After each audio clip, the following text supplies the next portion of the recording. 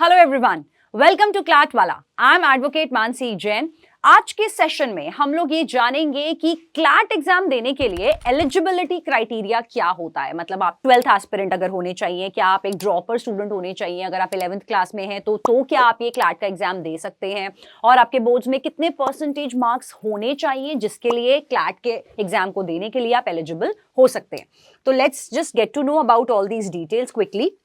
तो अगर आप क्लैट यूजी का एग्जाम दे रहे हैं, first of all CLAT UG का मतलब है अगर आप 5 ईयर लॉ करना चाहते हैं, 5 ईयर लॉ अगर आप करना चाहते हैं तो बहुत सारे कोर्सेज आपको एनएलयूज और नॉन एनएलयू कॉलेजेस प्रोवाइड करते हैं, जैसे कि BA LLB, BBA LLB and BSc LLB. तो ये एग्जाम देने के लिए आपको लिखना होता है क्लैट यूजी का पेपर, जिस एग्जाम को दिसंबर में कंडक्ट किया जाता है। तो अब जो अपना क्लैट 2025 होने वाला है वो आपका अभी दिसंबर, जो कमिंग दिसंबर है, दिसंबर 2024, उसमें आपका ये क्लैट का पेपर होगा। इसके लिए एलिजिबिलिटी क्राइटेरिया क्या है कि आपके क्लास 12th में मिनिमम परसेंटेज होनी चाहिए 45% for the categories and general, yes 45 and 40।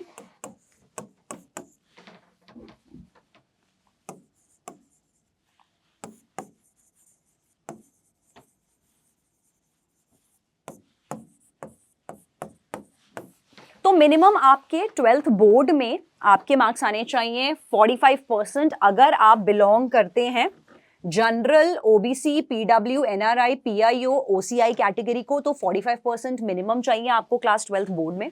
अगर आप स्पेशल कैटेगरी से बिलोंग करते हैं, एससी एसटी कैटेगरी से, तो मिनिमम आपको आपके बोर्ड्स में चाहिए 40%। तो अब यहाँ पे बच्चे ना यहाँ पे ये कंफ्यूज हो जाते हैं कि मैम एग्जाम तो दिसंबर में होने वाला है, बोर्ड्स हमारे मार्च में होंगे, तो किस तरह से रहता है ये।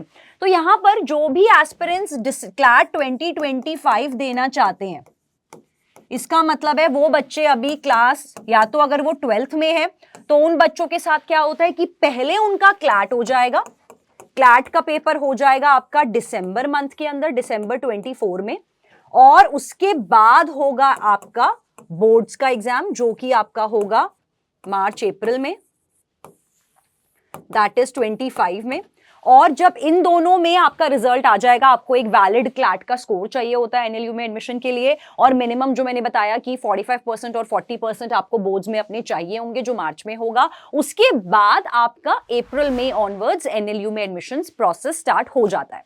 अगर आप एक ड्रॉपर स्टूडेंट हो, तो ड्रॉपर स्टूडेंट के लिए जो बच्चे ऑलरेडी 12th पास कर चुके हैं या इस साल बोर्ड्स दे चुके हैं, अगर उनका मन है कि यार मुझे दिसंबर में क्लैट देना है, मेरे को इस टाइम पे अभी ग्रेजुएशन नहीं शुरू करनी, या मैं ग्रेजुएशन शुरू कर देता हूं किसी कॉलेज से, एक बार एक अटेम्प्ट लूंगा मैं दिसंबर में क्लैट का, और फिर मैं अगले साल अपने ड्रीम एनएलयू में एडमिशन डेफिनेटली ले पाऊंगा। तो उन बच्चों के लिए क्या होता है, उनका बोर्ड्स ऑलरेडी हो चुके हैं, तो उन बच्चों के लिए बोर्ड्स उनके ऑलरेडी हो चुके हैं मार्च 24 में, जो इस साल बच्चे दे चुके हैं। अब उन बच्चों को क्या करना होगा, उसके बाद अब उन बच्चों को क्लैट देना होगा, जो अगेन आपका होगा दिसंबर 24 में, जो क्लैट होगा वो बच्चों को देना है। तो यहां पर इन बच्चों को बोर्ड्स में वही मिनिमम 40 या 45 as per the category percentage चाहिए, और आपका जब क्लैट होगा तो उसमें एक वैलिड क्लैट का स्कोर चाहिए जिससे आप एनएलयू में एडमिशन ले पाओगे। इसके अलावा important points to know is that कि ये एग्जाम आपका जो मैंने बताया था एमसीक्यू फॉर्मेट में होता है, 2 आवर्स का पेपर होता है। अगर आप क्लैट पीजी देना चाह रहे हैं, क्लैट पीजी इज, आप अगर पोस्ट ग्रेजुएशन करना चाह रहे हैं, मास्टर्स इन लॉ करना चाह रहे हैं, तो क्या क्राइटेरिया है, क्या एलिजिबिलिटी क्राइटेरिया है कि आप क्लैट पीजी का पेपर लिख सकते हो। तो क्लैट पीजी के लिए आपका लॉ कंप्लीट होना, पहली बात तो मास्टर्स करने के लिए ग्रेजुएट होना बहुत जरूरी है। तो चाहे आप 3 ईयर लॉ कर चुके हो या आपने 5 ईयर लॉ ऑलरेडी कर लिया हो, नंबर 1 क्राइटेरिया ये है। और वो आपने 3 ईयर लॉ या 5 ईयर लॉ किया हो किसी भी ऐसे कॉलेज से जो कि बार काउंसिल ऑफ इंडिया से एफिलिएटेड हो। ये भी बहुत इंपॉर्टेंट है कि जिस कॉलेज से आपने 3 ईयर या 5 ईयर लॉ किया है वो बार काउंसिल ऑफ इंडिया से एफिलिएटेड कॉलेज होना चाहिए, तो आप एग्जाम के लिए एलिजिबल हैं।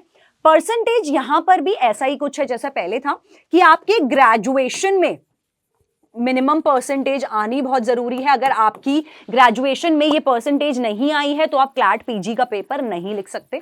कितना परसेंटेज है, 50% है यहाँ पर general, OBC, PWD, NRI, PIO and OCI category के लिए। और अगर आप एससी एसटी कैटेगरी को बिलोंग करते हैं तो मिनिमम आपके ग्रेजुएशन में 45% आने चाहिए ताकि आप क्लैट पीजी के पेपर के लिए एलिजिबल हो सको। यहां पर कोई एज लिमिट नहीं है। सिमिलरली यूजी क्लैट में भी कोई एज लिमिट नहीं है। आप कितनी भी एज के हैं तो आप ये दोनों पेपर लिखने के लिए टोटली एलिजिबल हैं।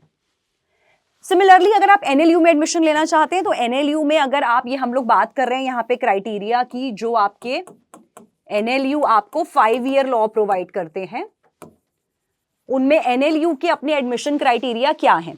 तो नंबर 1 एडमिशन क्राइटेरिया तो सेम आपका क्लैट का है। Let's have a quick recap इसमें। तो क्लैट वाला जो सेम है आपका कि परसेंटेज चाहिए आपको 40 या 45 एज पर द कैटेगरी।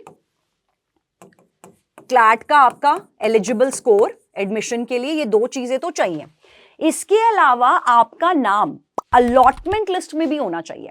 आप क्लैट का पेपर दे देते हो, क्लैट का आपका मार्क्स आ जाते हैं, रिजल्ट आ जाता है, आपका स्कोर आ जाता है। तो ऐसा नहीं है कि यार बॉस आप एनएलयू को जाके बोलोगे कि मैंने क्लैट का पेपर दे दिया, मैंने क्लैट में मार्क्स ले आया हूं, अब मुझे एडमिशन देने से आप रोक नहीं सकते। ऐसा नहीं होगा। आपका नाम अलॉटमेंट लिस्ट में भी होना चाहिए। जो काउंसलिंग प्रोसेस में शुरू हो जाता है, एनएलयू का काउंसलिंग प्रोसेस पूरा शुरू होता है, कंजोर्शियम की वेबसाइट पर होता है। उसके ऊपर हम बहुत जल्दी एक डिटेल वीडियो भी लेके आएंगे। तो काउंसलिंग प्रोसेस में आपको ये चेक करना है कि आपका नेम अलॉटमेंट लिस्ट में है या नहीं है। तो आपकी क्लैट की अलॉटमेंट लिस्ट में आपका नेम होना जरूरी है, और अगर आपका नेम आ गया तो आपको एनएलयू में एडमिशन मिलता है। इसके अलावा हर एनएलयू के कुछ अपने स्पेसिफिक क्राइटेरियाज होते हैं जो आपको एनएलयू के ब्रोशर्स में मिल जाएंगे। तो वो स्पेसिफिक एलिजिबिलिटी क्राइटेरिया जो एनएलयूज के होते हैं वो भी अगर आपको ड्यूली मैच करने होंगे तभी आपको एनएलयू में सीट मिल सकती है। So this was all from my side. अगर अब आपको लगता है, क्लैट समझ के एलिजिबिलिटी क्राइटेरिया देखकर लगता है कि क्लैट बनाने का मन बन चुका है, आप एलिजिबल हो, तो आई एम श्योर आप बिल्कुल एलिजिबल बन सकते हो। See you in your dream NLUs.